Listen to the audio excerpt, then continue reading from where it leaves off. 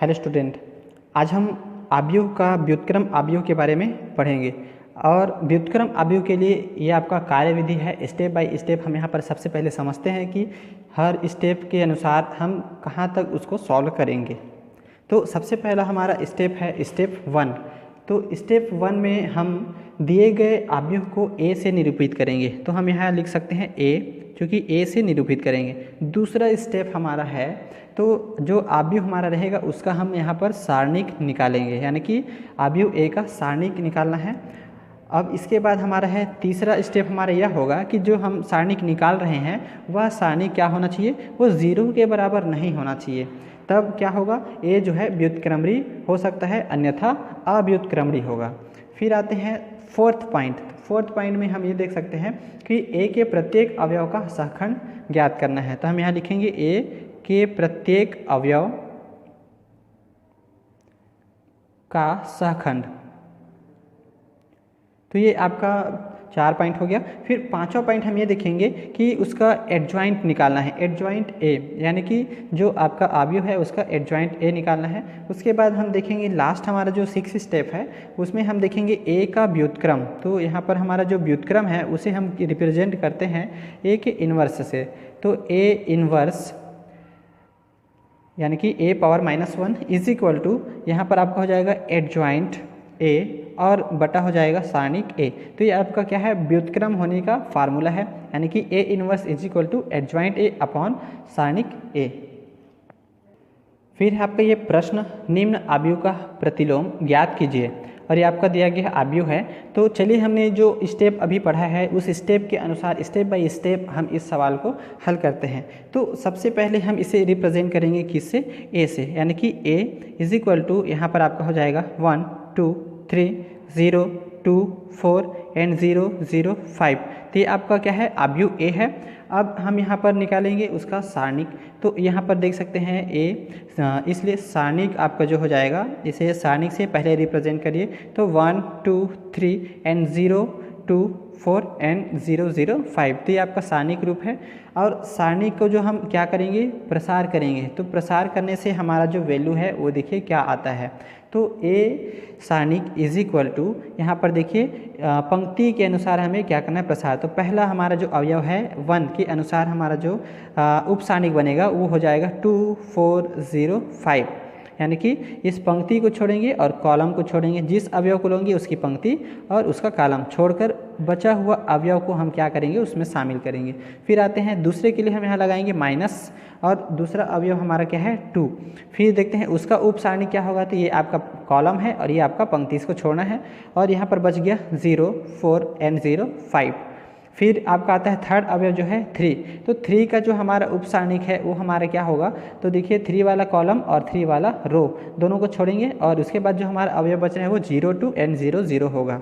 इस प्रकार जब हम इसे क्या करेंगे, सॉल्व करेंगे, तो सॉल्व करने से हमारा देखिए क्या हो जा रहा है 1, और यहाँ पर 5 × 2 और एन माइनस हो जाएगा 4 × 0 एन -2। फिर यहाँ पर हो जाएगा 5 × 0 एन -0 × 4 एन +3, और यहाँ पर हो जाएगा 0 × 0 एन -0 × 2। तो इस प्रकार हम इसे क्या करेंगे, हल करेंगे। और जैसे ही हम इसको क्या करेंगे, देखिए हल करेंगे तो यहाँ पर क्या प्राप्त हो रहा है। देखिए यहाँ पर 4 × 0 इज इक्वल टू क्या हो जाएगा 0, यानी कि 4 शून्य 0 और ये 5 दूनी 10। तो टोटल हमारा 10 आ रहा है। तो 10 का 1 के साथ हम गुणा करेंगे तो क्या आएगा, 10 आएगा। फिर नेक्स्ट आता है, यहाँ पर देखिए 0 के साथ गुणा हो रहा है इसलिए 0, इसको भी 0 के साथ जुड़ा है इसलिए 0। तो टोटल 0 हो रहा है, इसलिए 0 को फिर हम 2 के साथ गुणा करेंगे, इसलिए क्या हो जाएगा टोटल 0। और यहाँ पर भी उसी प्रकार टोटल 0। तो यहाँ पर हमारा सिर्फ बच रहा है आपका 10। तो सारणी ए का मान हमें क्या प्राप्त हुआ, 10। अब अगला स्टेप हमारा क्या कहता है कि उसका क्या होना चाहिए, तो आपका जो अस्तित्व है, यानी कि जो सारणिक है, तो सारणिक जो है 0 के बराबर नहीं होना चाहिए। तो हम यहाँ पर देख सकते हैं हमारा जो सारणिक का मान है वो 10 है, जो कि 0 के बराबर बिल्कुल नहीं है। तो हम यहाँ पर बताएंगे कि ए इनवर्स का अस्तित्व है, यानी कि हम एक व्युत्क्रमणी अवयव यहाँ पर निकाल सकते हैं। फिर आता है नेक्स्ट हमारे जो अवयव के बारे में है, हम सभी का क्या निकालेंगे, सहखंडज निकालेंगे। तो हम यहाँ पर देख लेते हैं, माना ए में अवयव ए आई जे का सखंड ए आई जे है तब, यानी कि स्मॉल हम अंदर के जो हमारे एलिमेंट्स है उसको हम ए आई जे से रिप्रेजेंट करते हैं और उसका जो हमारा क्या सखंड है सो सखंड को हम कैपिटल ए आई जे से रिप्रेजेंट करेंगे। तो चलिए देखते हैं क्रम से सारे अवयव के सखंड। तो चलिए सबसे पहले हम अवयव के लिए लेते हैं A11 के लिए। तो A11 का हम देख सकते हैं पहला अवयव हमारा क्या है 1 है और सब हम यहाँ पर सबसे पहले तो आपका लेते हैं ऋण 1 और इसमें पावर लगेगा 1 + 1 यानी कि 1 + 1 और पहले के लिए हम क्या ले रहे हैं पहले अवयव यानी कि A के लिए। तो इसके लिए हमारा जो सखंड होगा वो इनके पंक्ति और कॉलम को छोड़ करके होता है, इसलिए हम यहाँ पर देख रहे हैं। तो 2 यहाँ पर आपका हो जाएगा सारणिक 2 4 0 5। तो इस प्रकार जब हम इसको सॉल्व करेंगे तो यहाँ पर देखिए ये आपका 1 + 1 यानी कि 2 और 2 का जब हम यहाँ पर स्क्वायर करेंगे यानी कि 2 बार गुणा करेंगे तो यहाँ पर हो जाएगा आपका सिर्फ 1। और इसको जब हम क्या करेंगे सारणी को हल करेंगे तो 5 दूनी 10 और ऋण 4 शून्य 0। इस प्रकार टोटल हमें यहाँ पर प्राप्त हो जा रहा है 10। तो पहला हमारा अवयव मिल रहा है 10 आपका जो पहला अवयव के लिए। फिर आते हैं दूसरा अवयव यानी कि A12 यानी कि आपका 2 वाला। तो इसके लिए हम देख रहे हैं तो ये आपका कॉलम और ये आपकी पंक्ति, तो इसको छोड़कर हमारा क्या बचेगा 0 4 0 5। तो इस प्रकार देखते हैं -1 का पावर क्या होगा 1 + 2। तो यहाँ पर हमारा सारणिक बन रहा है 0 4 और 0 5। इस प्रकार जब हम इसको सॉल्व करेंगे तो ये आपका देखिए आपका 3 की घात हो रहा है, इसलिए यहाँ पर आ जाएगा ऋण 1 और इनको जब 5 शून्य 0 और ये भी 5 शून्य 0 तो 0 ऋण 0। तो यहाँ कुल मिलाकर हमें यहाँ प्राप्त हो जा रहा है 0। इसी तरह हम अगले के लिए भी क्या करेंगे निकालेंगे। देख सकते हैं हम अगला अवयव हमारा क्या होगा 13 के लिए। तो 13 के लिए हम यहाँ पर देखते हैं -1 का यहाँ पर पावर हो जाएगा 1 + 3 और यहाँ पर आपका सारणिक निकल जा रहा है 0 2 और 0 0। इस प्रकार यहाँ पर आपका हो जाएगा चूँकि 1 + 3 यानी कि 4। अब 4 के पावर करेंगे तो यहाँ पर आएगा ओनली 1 यानी कि +1। अब जब इसको गुणा करेंगे तो 0 माइनस आपका हो जाएगा 0 × 2। तो कुल मिलाकर यहाँ पर भी आपका क्या आ रहा है 0 आ रहा है।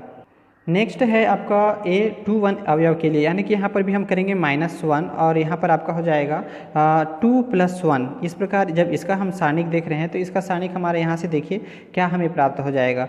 तो हमारे यहाँ पर प्राप्त हो जा रहे हैं 2 3 0 5। तो कैसे हम यहाँ से लिए तो देखिए आपका 21 वाला अवयव कौन सा है तो 21 यानी कि 0 वाला। तो 0 को हम ये वाला आपका क्या हो जाएगा आपका पंक्ति और 0 के लिए है तो ये आपका क्या हो जाएगा कॉलम। तो इनको छोड़ेंगे तो बचेगा 2 3 और 0 5।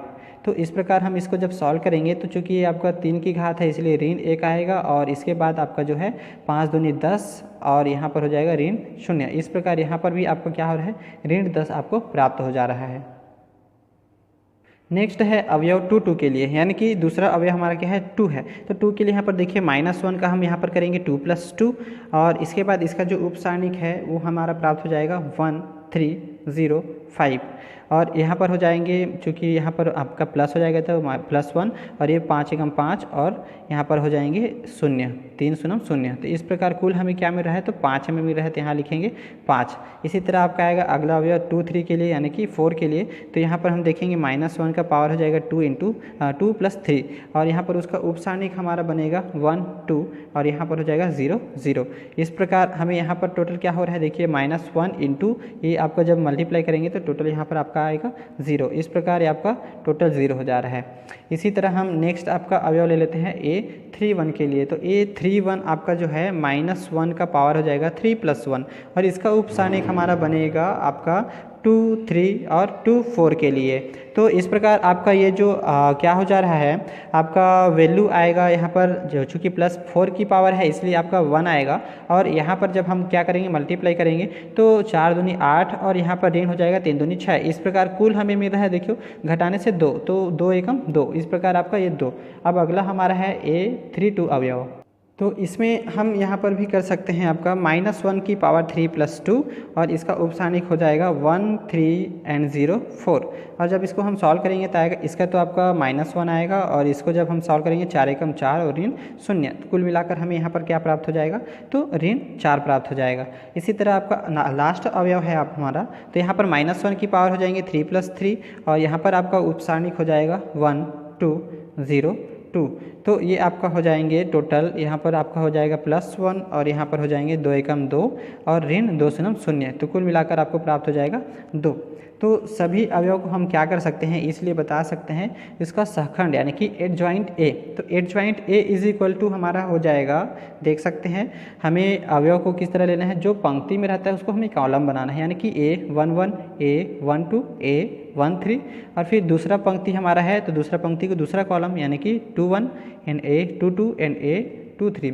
फिर तीसरा पंक्ति तो तीसरा कॉलम, तो यहाँ पर हम लिखेंगे A31 and A32 and A33।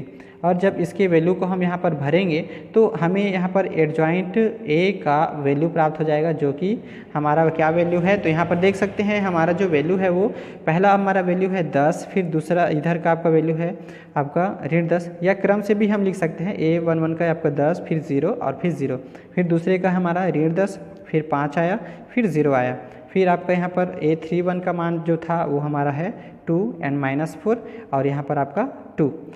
Next हमारा जो है एडजॉइंट ए का मान तो हमने निकाल लिया। अब हमें लास्ट हमारा जो वर्क है वो हमें करना है। तो लास्ट वर्क हमारा क्या है, तो इन्वर्स निकालना। तो यहाँ पर हम देखेंगे, इसलिए ए इन्वर्स, तो A inverse is equal to क्या होता है, तो एडजॉइंट ए और पूरे का बट्टा हमारा होता है सारणिक ए। तो ये हमारा क्या है, इन्वर्स। तो हमें यहाँ पर क्या करना है, एडजॉइंट ए का मान भरना है। तो सबसे पहले मुख्य चीज़ हमारा क्या है, तो सारणिक जो कि बट्टे में है, तो यहाँ पर हम 10 भरेंगे। तो यहाँ पर लिख सकते हैं ए एडजॉइंट ए और सारणिक का मान है 10। तो इस प्रकार हम यहाँ पर क्या लिखेंगे, हम इसको अलग अलग करके लिख लेते हैं। जैसे कि A inverse is equal to, यहाँ पर आपका वैल्यूज हो जाएगा, देखो एक आपका 10 है तो इसे हम लिख सकते हैं 1/10 और एडजॉइंट ए की जगह में हम जो वैल्यू हमें प्राप्त हो रहा है ऊपर ये देखो, तो ये हम ये लिख सकते हैं, तो 10 ऋण 10 और ये 2 फिर 0 5 ऋण 4 फिर 0 0 और 2। तो ये आपका क्या है, ए इनवर्स यानी कि उसका व्युत्क्रम रूप आपका जो अवयव है उसका दिया गया है। तो ये हमारा क्या है, आंसर है। बहुत ही आसानी से आप इस तरह बना सकते हैं।